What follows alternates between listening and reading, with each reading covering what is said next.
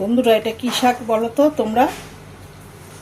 দেখো, এখানে কড়া বসিয়ে দিয়েছি, কড়াটা গরম হয়ে গেছে। এখানে চামচে ঘি নিয়ে নিয়েছি।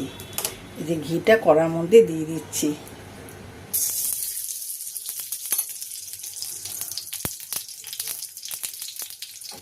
ঘিটা গলে গেলে এবার শাকটা দিয়ে। শাকটা হচ্ছে কি শাক?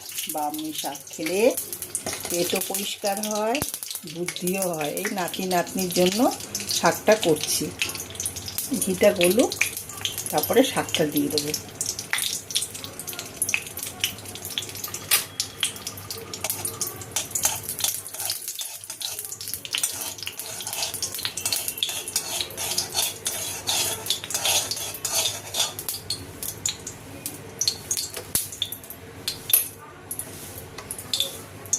ঘিটা গলেও গেছে, ঘিটা গরমও হয়ে গেছে। এবার আমি শাকটা দিয়ে দেবো।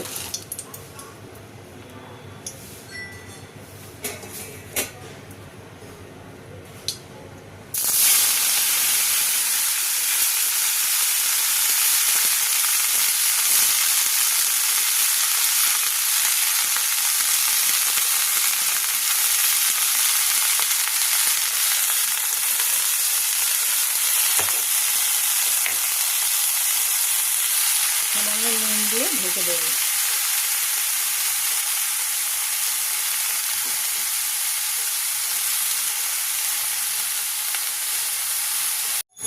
দেখো শাকটা দিয়ে কতটা জল বেরিয়েছে। একটু নেড়ে দিই।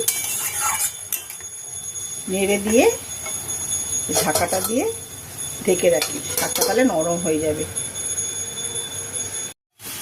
দেখো শাকটা কিন্তু হয়ে গেছে। বেশি শুকনো করবো না, একটু জল জল মতন রাখবো। এই ডাঁটাও কিন্তু সিদ্ধ হয়ে গেছে। কড়াটা উল্টে যাচ্ছিল, ডাঁটাও সিদ্ধ হয়ে গেছে। এবার গ্যাসটা আমি বন্ধ করে দেবো।